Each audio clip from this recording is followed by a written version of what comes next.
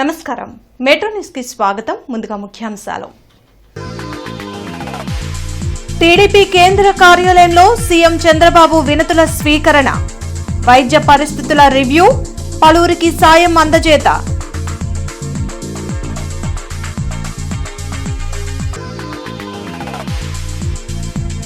Jindal power plant ని పరిశీలించిన deputy CM Pawan Kalyan, వ్యర్థాలతో విద్యుత్ ఉత్పత్తి తీరుపై ఆరా.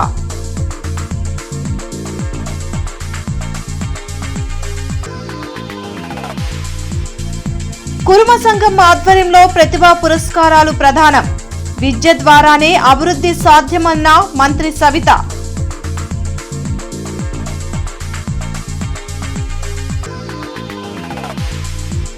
విద్యా వ్యవస్థ గురించి వైసీపీ నేతలు మాట్లాడటమా? సిగ్గుచేటన్న ఎమ్మెల్సీ ఆలపాటి. మెగా డిఎస్సి పారదర్శకంగా జరపాలని వెల్లడి.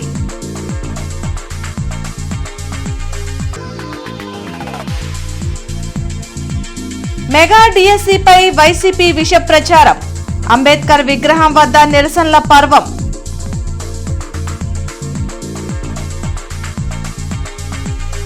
ముఖ్యమంత్రి చంద్రబాబు నాయుడు ఈరోజు టీడీపీ కేంద్ర కార్యాలయానికి వెళ్లారు. సమస్యలపై వివిధ ప్రాంతాల నుండి వచ్చిన ప్రజల నుండి వినతులు స్వీకరించారు. వైద్యం చేయించుకుని ఆర్థికంగా ఇబ్బందులు ఎదుర్కొంటున్న పలువురికి ముఖ్యమంత్రి సహాయ నిధి నుంచి సాయం అందించారు. కార్యకర్తలను పలకరించి వారితో ఫోటోలు దిగారు. అనంతరం పార్టీ నేతలతో ముఖ్యమంత్రి చంద్రబాబు సమావేశమయ్యారు. నాయుడుపేటలోని Jindal waste to energy plant ని డిప్యూటీ సీఎం పవన్ కళ్యాణ్ సందర్శించారు. ఈ ప్లాంట్లో చెత్త నుంచి విద్యుత్ను ఉత్పత్తి చేస్తున్నారు. ఈ క్రమంలోనే ప్లాంట్ ఏర్పాటు వ్యయం, నిర్వహణ గురించి పవన్ ఆరా తీశారు. విద్యుత్ ఉత్పత్తి యూనిట్ విక్రయ ఛార్జీలను ప్లాంట్ ప్రతినిధులు ఆయనకు వివరించారు. కాకినాడ జిందాల్ ప్లాంట్ ఇంకా ఎందుకు వినియోగంలోకి రాలేదని డిప్యూటీ సీఎం ప్రశ్నించగా నవంబర్లోపు అందుబాటులోకి తీసుకొస్తామని చెప్పారు. విద్యుత్ ప్లాంట్లో కాలుష్యంపై, కాలుష్య నియంత్రణ చర్యలపై నివేదిక ఇవ్వాలని పవన్ కోరారు. ఏడాదికి 4 సార్లు పీసీపీ నివేదిక ఇస్తోందని జిందాల్ ప్రతినిధులు తెలిపారు. శ్రీ కనకదాస ప్రతిభా పురస్కారాలు 2026 కార్యక్రమంలో బీసీ సంక్షేమ శాఖ మంత్రి సవిత ముఖ్య అతిథిగా హాజరయ్యారు.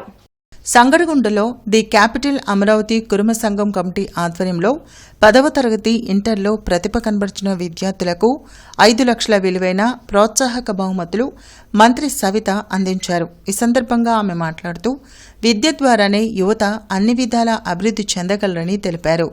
కురుమ సమాజంలో ఆర్థికంగా ఇబ్బందులు ఎదుర్కొంటున్న వారికి పూర్తి స్థాయిలో అండగా ఉంటామని హామీ ఇచ్చారు. ప్రపంచంలో నానాటికి అభివృద్ధి చెందుతున్న సాంకేతిక పరిజ్ఞానం కూడా అందిపుచ్చుకొని మంచి ఉపాధి అవకాశాలు పొందాలని సూచించారు.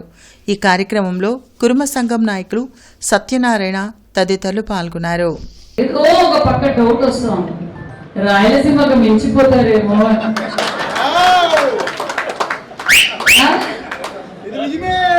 రాయలసీమకు మేమే ధీరులు వీరులు అనుకుంటున్నాం. మాకన్నా ఇక్కడ మేమేమో మొరటోళ్ళం. నీ కథ ఏదో తేలుస్తాం అంటాం. మీరేమంటారు? రా బాబు కూర్చో, నీ కథ ఏంటో చూద్దాం అంటారు. మీరు కూర్చోమంటారు, మేము వాడు రా తేలుద్దాం అంటాం. మేము మాసు, మీరు క్లాసు. మరి ఈ మాసు క్లాస్ లో మరి క్లాసే ఫస్ట్ వస్తుందేమో అన్న చిన్న డౌట్. మరి ఈ వేదిక ద్వారా కూడా రాయలసీమలో మనం కూడా క్లాస్ గా తయారు కావాలి. మరి కోస్తాకు రాయలసీమ పోటీలో మరి వాళ్ళ విద్యార్థులు ఎక్కువ వస్తారా, మన విద్యార్థులు ఎక్కువ వస్తారా, మన పోటీ విద్యలో పడాలన్న విషయాన్ని కూడా మీకు అందరికీ తెలియజేస్తున్నాం. విద్యా వ్యవస్థ గురించి నేర చరిత్ర కలిగిన వైసీపీ నాయకులకు ఎలా తెలుస్తుందని ఎమ్మెల్సీ ఆలపాటి రాజేంద్ర ప్రసాద్ మండిపడ్డారు. అరండల్పేటలోని టీడీపీ కార్యాలయంలో జరిగిన మీడియా సమావేశంలో ఎమ్మెల్సీ ఆలపాటి రాజేంద్ర ప్రసాద్, జిల్లా అధ్యక్షులు పిల్లి మాణిక్యారావు, దాసరి రాజా మాస్టర్ మాట్లాడారు. రాష్ట్రంలో అలజడులు సృష్టించేందుకు వైసీపీ నాయకులు ప్రయత్నాలు చేస్తున్నారని మండిపడ్డారు. కూటమి ప్రభుత్వం నిర్వహించిన మెగా డిఎస్సి పారదర్శకంగా జరిగిందన్నారు. గతంలో నిరుద్యోగ యువత జీవితాలతో జగన్మోహన్ రెడ్డి ఆడుకున్నారని ఎద్దేవా చేశారు.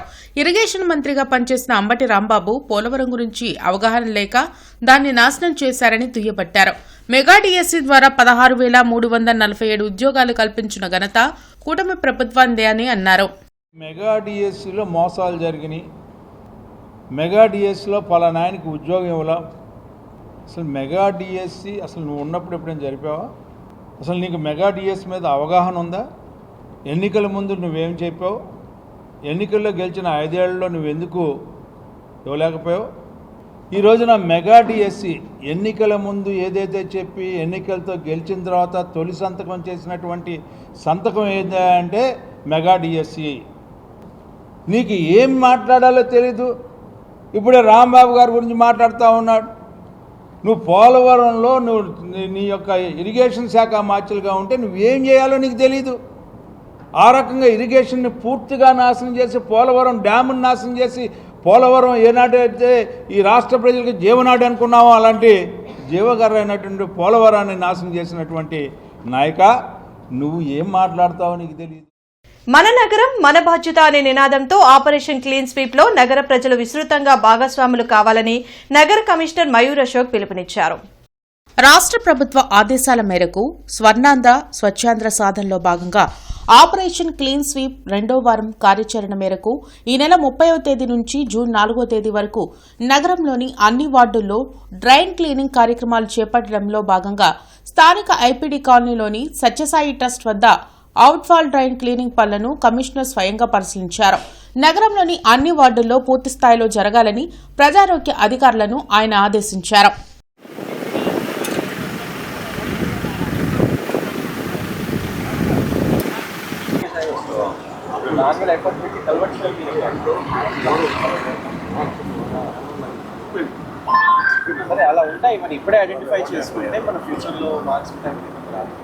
గత వైసీపీ పాలనలో ఒక్క డీఎస్సీ కూడా నిర్వహించకుండా నిరుద్యోగ యువతను గాలికొదిలేశారని జిల్లా టీడీపీ అధ్యక్షులు పిల్లి మాణిక్యరావు ధ్వజమెత్తారు.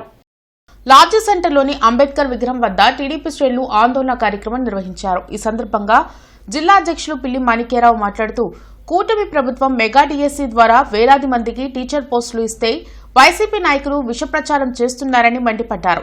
రాష్ట్రంలో డీఎస్సీ నియామకాలు పారదర్శకంగా జరిగాయన్నారు. మంత్రి నారా లోకేష్ విద్యా వ్యవస్థలో సమూల మార్పులు తీసుకురాబట్టే ప్రభుత్వ పాఠశాలలో చదివిన విద్యార్థులు రాష్ట్ర స్థాయిలో ఉత్తీర్ణత సాధించారని అన్నారు. సమాజంలో అశాంతి నెలకొల్పేందుకే వైసీపీ నాయకులు ప్రయత్నాలు చేస్తున్నారని, అందుకే అంబటి రాంబాబుపై అరండలపేట పోలీస్ స్టేషన్లో ఫిర్యాదు చేస్తున్నామని తెలిపారు. ఈ కార్యక్రమంలో రాయపాటి సాయి, విద్యార్థులు, డీఎస్సీ అభ్యర్థులు, కూటమి నాయకులు పాల్గొన్నారు. కాబట్టి మేము ఈ విషయాన్ని చాలా సీరియస్గా తీసుకున్నాం. రాష్ట్రంలో అభివృద్ధి, సంక్షేమం ఒక పద్ధతి ప్రకారం తీసుకెళ్తా ఉన్నాం. దాదాపు లక్షలాది ప్రైవేట్ ఉద్యోగాలు తీసుకురావడానికి ప్రయత్నిస్తూ ఉన్నాం. ప్రభుత్వ ఉద్యోగాలు, టీచర్లు కానివ్వండి, కానిస్టేబుల్ ఉద్యోగాలు కానివ్వండి, ఒక పద్ధతిలో పారదర్శకంగా రిక్రూట్మెంట్ చేస్తూ ఉన్నాం. ఇవన్నీ కూడా ఓర్చుకోలేక వాళ్ళ ప్రభుత్వంలో ఉన్నట్టే అరాచకాలు ఉండాలని, రోజు గొంతులు కోసే వాళ్ళు ఉండాలని, గంజా బ్యాచ్ ఉండాలని చెప్పేసి ఒక అలజడులు సృష్టించాలని చెప్పేసి వీళ్ళు చేస్తున్నటువంటి ప్రయత్నాన్ని మేము తీవ్రంగా ఖండించడమే కాకుండా ఈరోజు ఫిజికల్గా అరండాలపేటలో ఒక కంప్లైంట్ కూడా అంబటి రాంబాబు మీద కంప్లైంట్ ఇస్తా ఉన్నాం. నిజాయితీగా డిఎస్సీకి ఎంపికైన అభ్యర్థులను మనోవేదనకు గురి చేసే నిర్ణయాలు చేస్తున్న వైకాపా ప్రభుత్వ కుట్ర రాజకీయాలను తెలుగు యువత విభాగం ఖండిస్తూ ఉంది. అందుకే ఈరోజు చూసుకుంటా ఉంటే నిన్న ఇక్కడ ఇదే ప్రాంతంలో అంబేద్కర్ గారికి ఒక వినతి పత్రం ఇచ్చారు. ఎవరయ్యా వాళ్ళంటే గంజాయి బ్యాచి, వైకాపా కార్యకర్తలు. మరి ఈరోజు నిజాయితీగా డిఎస్సీ సాధించుకున్న వ్యక్తులు సగర్వంగా నిలబడి ఈరోజు మీ ముందు మాట్లాడలేరంటే దానికి ఎవరు కారణం? కూటమి ప్రభుత్వం కాదా? ఇటువంటి వైకాపా నాయకులు చేస్తున్న కుట్ర రాజకీయాల్ని ప్రజా క్షేత్రంలో అందరూ ఎండగట్టాలి. అందుకు తెలుగుదేశం కూటమి నాయకులందరూ ముందుకు సమైక్యం కదులుతాం. ఇటువంటి అసత్య విష ప్రచారాలపైన ఈరోజు మా టీఎన్ఎస్ఎఫ్ నాయకులు కూడా జిల్లా పార్టీ అధ్యక్షులు మాణిక్యరావు గారి నేతృత్వంలో ఈరోజు కంప్లైంట్ ఇవ్వబోతా ఉన్నాం. పెరిగిన పెట్రోల్, డీజిల్ ధరలను తగ్గించాలని వామపక్షాల ఆధ్వర్యంలో జూన్ 4వ తేదీన గుంటూరులో సదస్సు జరగనుంది. బ్రాడీపేటలోని సిపిఎం కార్యాలయంలో జరిగిన మీడియా సమావేశంలో సిపిఎం నాయకులు వై నేతాజీ, సిపిఐ నగర కార్యదర్శి ఆకిటి అరుణ్ మాట్లాడారు. కేంద్ర రాష్ట్ర ప్రభుత్వాలు పెట్రోల్, డీజిల్పై విధించిన పన్నులను తగ్గించాలని డిమాండ్ చేశారు. అందుకే జూన్ 1వ తేదీ నుంచి 7వ తేదీ వరకు అన్ని పట్టణ, మండల కేంద్రాల్లో ఉమ్మడి సదస్సులు, సమావేశాలు నిర్వహించనున్నామని తెలిపారు. ఈ కార్యక్రమంలో నాగేశ్వరరావు, నల్లికాన్, మన్నవ హరిప్రసాద్, నరసింహారావు, కోటేశ్వరరావు, నాగలక్ష్మి, పాసం రామారావు తదితరులు పాల్గొన్నారు. ఈ ధరల్ని తగ్గించాలి అని చెప్పి, అంటే ఈ కేంద్ర రాష్ట్ర ప్రభుత్వాలు వాళ్ళ పన్నుల భారాన్ని తగ్గించాలి అని చెప్పేసి వామపక్ష పార్టీలు డిమాండ్ చేస్తూ ఉన్నాయి. అట్లాగే రెండోది మన కేజీ బేసిన్లో ఉత్పత్తి అయ్యేటువంటి గ్యాసు ఆయిల్లో మన రాష్ట్రానికి 50% వాటా రావాల్సి ఉంది. ఈ వాటాని గత ప్రభుత్వాలన్నీ కూడా దాన్ని డిమాండ్ చేయటం వదిలేసినాయి. దానివల్ల మనకి అందుబాటులో లేకుండా పోతుంది. అదే సందర్భంలో దాదాపు 10,000 కోట్లు పైగా ప్రతి ఏటా మన రాష్ట్ర ప్రభుత్వానికి రావాల్సినటువంటి ఆదాయం రాకుండా పోతూ ఉంది. రాష్ట్రం ఆర్థిక ఊబుల్లో దిగిపోవటానికి ఇది కూడా ఒక కారణంగా మనం చూడాల్సినటువంటి అవసరం ఉంది. అట్లాగే రష్యా నుంచి, ఇరాన్ నుంచి తక్కువ ధరలకి అట్లా మన రూపాయలతో ఆయిల్ కొనుక్కోవడానికి అవకాశం ఉంది.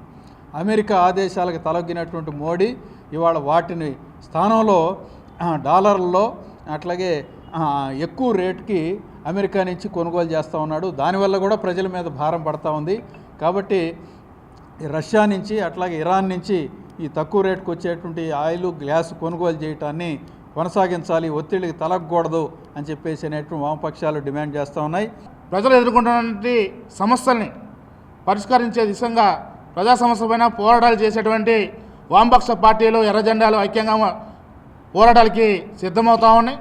మరొక వైపున ధరలు విపరీతంగా పెరుగుతూ ప్రజలపైన భారాలు మోపుతూ ఉంటే ప్రజలందరూ కూడా ఆ ధరలను తగ్గించండి అని చెప్పేసి కోరుకుంటూ ఉంటే, ప్రజల యొక్క అభిప్రాయానికి భిన్నంగా కొంతమంది సోషల్ మీడియాలో ఈ దేశం కోసం, ధర్మం కోసం, నరేంద్ర మోడీ కోసం పెట్రోల్, డీజిల్, గ్యాస్ ధరలు 500 పెరిగినా పర్లేదు మేము కొట్టించుకుంటాం, గ్యాస్ సంబంధించి 2,000 అయినా 3,000 అయినా పర్లేదు మేము కొంటామని చెప్పేసి ప్రచారం చేస్తూ ఉన్నారు. అటువంటి పని పాట లేని పూర్వం కథలో ప్రజల్లోకి వచ్చి ప్రజల మధ్యన మాట చెప్పేటువంటి ధైర్యం ఉందని చెప్పేసి కమ్యూనిస్టు పార్టీలుగా మేము అడుగుతా ఉన్నాం.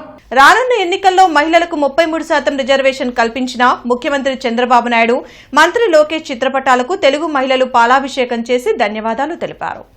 అరండల్పేటలోని టీడీపీ కార్యాలయంలో తెలుగు మహిళలు సంబరాలు జరుపుకున్నారు. ఈ సందర్భంగా వారు మాట్లాడుతూ చరిత్రను తిరగరాసే నిర్ణయాన్ని చంద్రబాబు నాయుడు, లోకేష్ తీసుకున్నారని కొనియాడారు. మహానాడు పసుపు పండుగ గురించి వైసీపీ నేతలు కామెంట్ చేయడం సిగ్గుచేటన్నారు.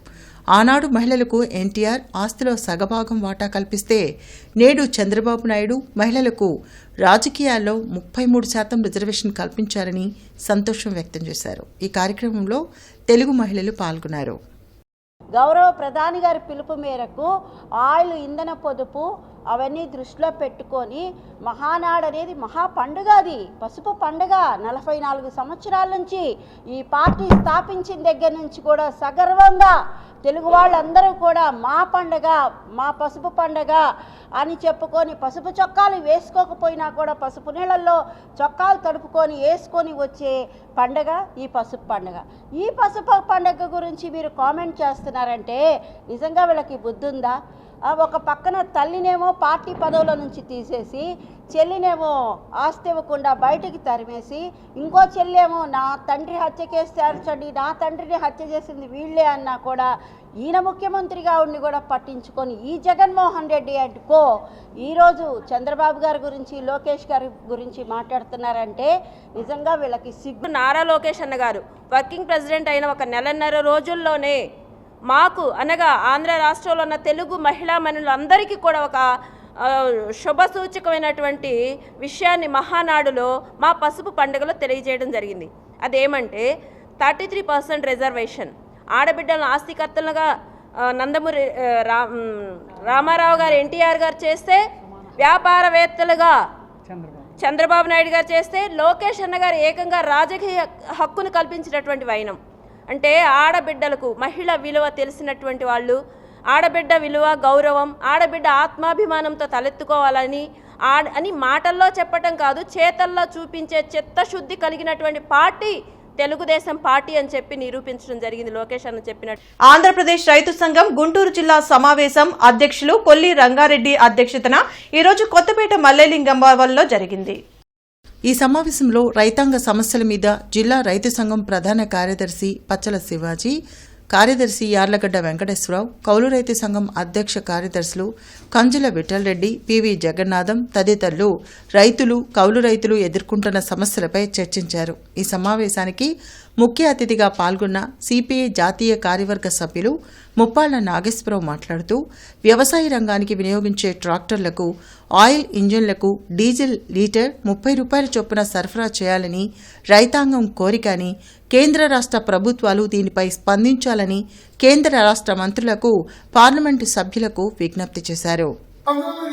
గుంటూరు జిల్లా రైతాంగం తరపున యావత్ భారతదేశంలో వ్యవసాయానికి వినియోగించే ట్రాక్టర్లకి లీటర్ డీజిల్ 30 రూపాయలకే సరఫరా చేయాలని, అలాగే ఆయిల్ ఇంజిన్లకి డీజిల్ 30 రూపాయలకే సరఫరా చేయాలని, అలాగే వ్యవసాయానికి ఉపయోగించే పవర్ స్ప్రేయర్లు కానీ ఇతరేతర పెట్రోల్ అవసరమైనటువంటిప్పుడు లీటర్ పెట్రోల్ వ్యవసాయానికి వినియోగించేటప్పుడు 50 రూపాయలకే ఇవ్వాలని కేంద్ర రాష్ట్ర ప్రభుత్వాల ముందు ఈ కీలకమైనటువంటి విషయాన్ని సీజన్ ప్రారంభమైంది. నాటులు వేసుకోవటానికి రైతులు దుక్కులు దున్నుకొని సిద్ధం అవుతున్నారు. మరి ఇంతవరకు గుంటూరు ఛానల్కి 40 గళ్ళు పడ్డాయి. గుంటూరు ఛానల్లో అనేక రకాల చట్టాలన్నీ కూడా సిద్ధల అవసరాలని, మరి లాగులని కూడా సిద్ధల అవసరాలు. గుంటూరు ఛానల్లో డ్రైనేజ్ కలిసి కలుషిత వాతావరణంతో పూర్తిగా సిద్ధం అవుతుంది. గుంటూరు ఛానల్ 30 గ్రామాలకి తాగునీరుకి 30,000 ఎకరాలకి సాగునీరుకి సప్లై చేసే 47 కిలోమీటర్లు మంగళగిరి నియోజకం, అట్లానే పొన్నూరు నియోజకం, పత్తిపాడు నియోజకాల్లో కూడా గుంటూరు ఎమ్మెల్యేలు కూడా జోక్యం చేసుకొని 378 కోట్ల రూపాయలు మరి దానికి డిస్ట్రిబ్యూషన్ చేసి తయారు చేశారు. జూన్ 5 నుండి ప్రారంభమయ్యే స్పెషల్ ఇంటెన్సివ్ రివిజన్ గురించి వివిధ రాజకీయ పార్టీల ప్రతినిధులతో జిల్లా కలెక్టర్ సాయికాంత్ వర్మ ప్రత్యేక సమావేశం నిర్వహించారు. స్పెషల్ ఇంటెన్సివ్ రివిజన్ విధి విధానాల గురించి జిల్లా రెవెన్యూ అధికారి కాజావలి వివరించారు. ఈ సందర్భంగా జిల్లా కలెక్టర్ మాట్లాడుతూ జూన్ 5 నుండి 14 వరకు బిఎల్ఓలు, ఈఆర్ఓ, ఏఈఆర్ఓలు తదితర శిక్షణా తరగతులు నిర్వహిస్తామన్నారు. అనంతరం జూన్ 15 నుండి జూలై 14 వరకు ఇంటింటికి తిరిగి ఎన్యూమరేషన్ ఫారంలను అందజేస్తామన్నారు. ప్రతి ఒక్క ఓటరు ఎన్యూమరేషన్ ఫారాలను పూరించి తప్పనిసరిగా తిరిగి అందజేయాలన్నారు. జూలై 21న డ్రాఫ్ట్ పబ్లికేషన్ అందుబాటులో ఉంచుతామని, ఆగస్టు 20 లోపు అభ్యంతరాలను స్వీకరిస్తామన్నారు. వచ్చిన అభ్యంతరాలను ఎప్పటికప్పుడు పరిష్కరించి తుది ఓటర్ జాబితా సెప్టెంబర్ 22న ప్రచురిస్తామన్నారు. రహదారి భద్రతా కమిటీ, మత్తు మాదక ద్రవ్యాల నియంత్రణ కమిటీ సమావేశాలు జిల్లా కార్యాలయంలో జేసీ అస్తోష్ శ్రీవాస్తవ అధ్యక్షతన జరిగాయి. ఈ సమావేశంలో జాయింట్ కలెక్టర్ మాట్లాడుతూ ప్రమాదరహిత జిల్లాగా తీర్చిదిద్దాలన్నారు. సిఆర్డీఏ ప్రాంతంలో సీడ్ యాక్సెస్ రోడ్పై ప్రమాదాల పట్ల పర్యవేక్షణ చేయాలని ఆయన సూచించారు. అవసరమైతే బార్కేడింగ్ పెట్టాలని ఆదేశించారు. డ్రంక్ అండ్ డ్రైవ్ కేసులపై గట్టి నిఘా పెట్టాలని ఆదేశించారు. నర్సరావుపేట రహదారిలో డోకుపల్లి వద్ద ప్రమాదాల నివారణకు రహదారి వద్ద ఉన్న ఆక్రమణలను తొలగించాలని ఆయన ఆదేశించారు. వెస్టర్న్ బైపాస్ వద్ద ప్రమాదాల నివారణకు సూచిక బోర్డులు దూరం నుండి కనిపించే విధంగా, ఏ దిశలో వెళ్లాలో స్పష్టంగా తెలిసే విధంగా ఏర్పాటు చేయాలని ఆదేశించారు.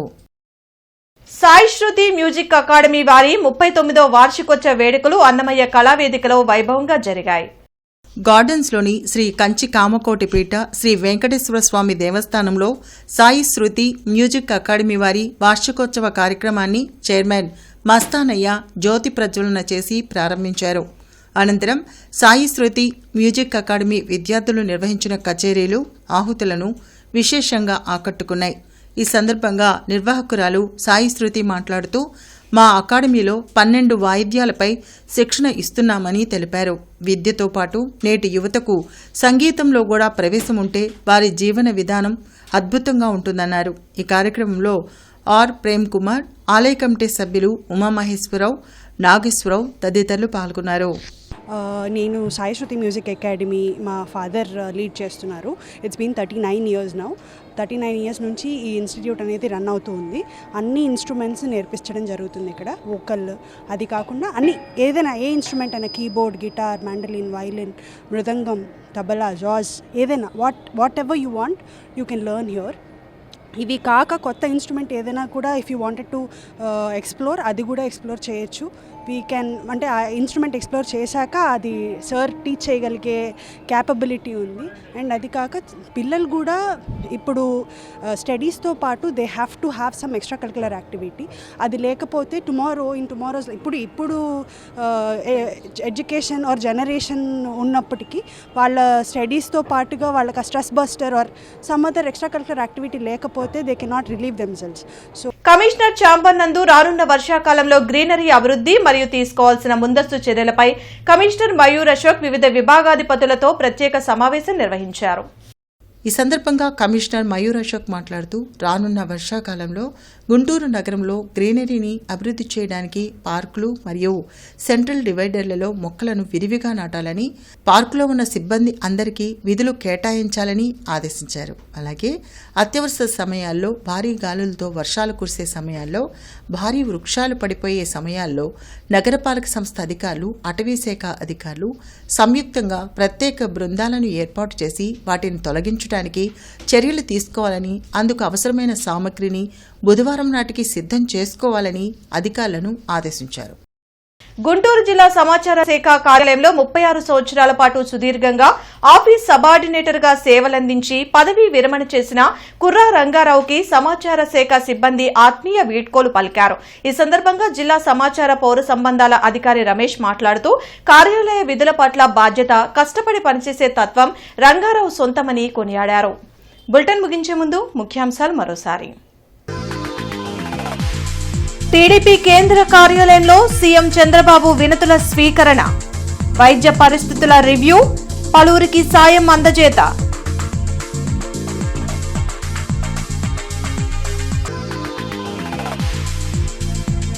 జిందార్ పవర్ ప్లాంట్ ని పరిశీలించిన డిప్యూటీ సీఎం పవన్ కళ్యాణ్, వ్యర్థాలతో విద్యుత్ ఉత్పత్తి తీరుపై ఆరా.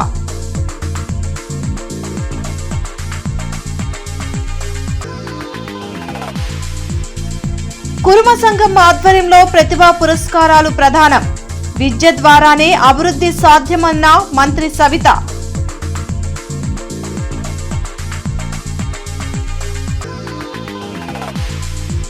విద్యా వ్యవస్థ గురించి వైసీపీ నేతలు మాట్లాడటమా? సిగ్గుచేటన్న ఎమ్మెల్సీ ఆలపాటి. మెగా డిఎస్సి పారదర్శకంగా జరపాలని వెల్లడి.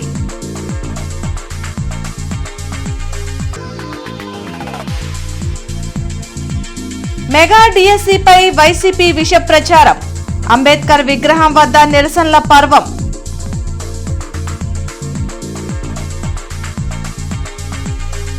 ఈ వార్తలు ఇంతటితో సమాప్తం. నమస్కారం.